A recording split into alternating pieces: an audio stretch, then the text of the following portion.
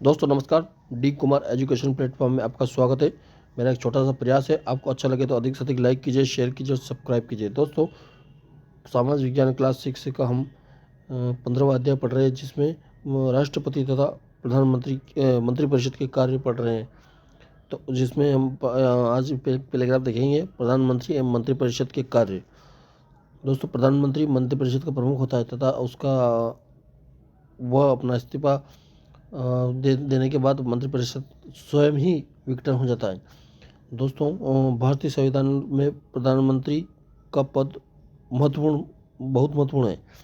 प्रधानमंत्री मंत्रिपरिषद का गठन करता है। दोस्तों मैंने अभी कहा है कि प्रधानमंत्री मंत्रिपरिषद का प्रमुख होता है तथा मंत्रिपरिषद का गठन वह प्रधानमंत्री के से माध्यम होता है। हालांकि मंत्री की शपथ राष्ट्रपति के समक्ष दिलाई जाती है, लेकिन किस मंत्री को दिलाना यह तय प्रधानमंत्री करता है।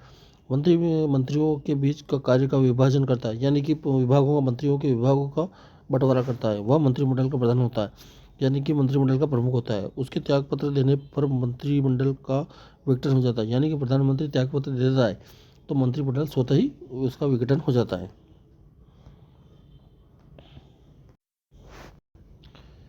देश की संसद द्वारा बनाए गए कानूनों एवं नीतियों को लागू करने की जिम्मेदारी प्रधानमंत्री तथा अन्य सभी मंत्रियों तथा मंत्रिपरिषद की होती है। यानी कि देश में जितने भी कानून बने नीतियाँ बनी हैं, उनको लागू करना तथा उनका पालन करना, उनको स्वयं के द्वारा पालन करना की जिम्मेदारी मंत्रियों एवं मंत्रिपरिषद एवं प्रधानमंत्री की होती है।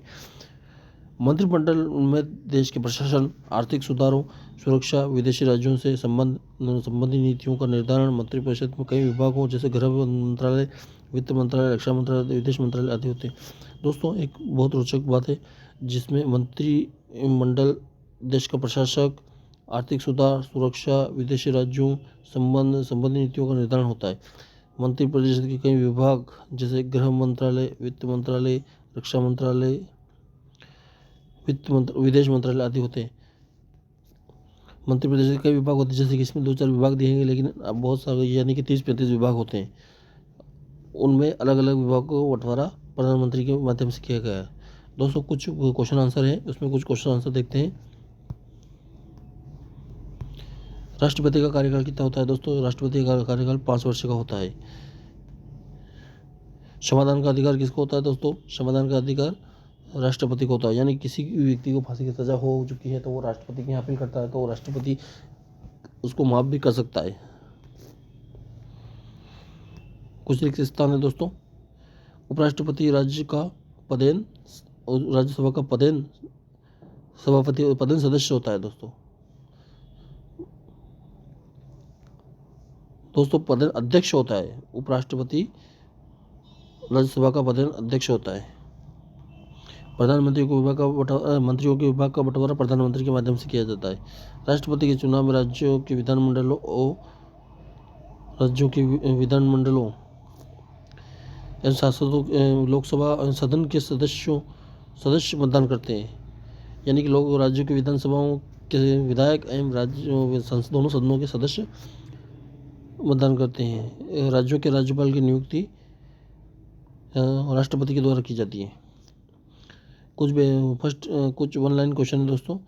राष्ट्रपति की शक्तियाँ आपने ऊपर देखी ली। राष्ट्रपति बनने के लिए कौन सी योग्यता है? वो 35 वर्ष की आयु, पूर्व भारत का नागरिक हो तो वो। राष्ट्रपति द्वारा अध्यादेश कब जारी किया जाता है? राष्ट्रपति द्वारा अध्यादेश जब जारी किया जाता है जब दोनों सदनों में पास करके राष्ट्रपति के द्वारा भेजा जाता है।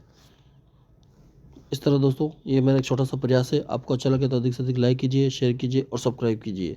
दोस्तों एक प्रोजेक्ट कार्य भी है इसमें। रविवार के दिन अपने अभिभावकों की मदद से अपने गांव और नगर में स्थानीय जनप्रतिनिधियों क्षेत्र के विकास के लिए किए कार्यों की सूची बनाई है।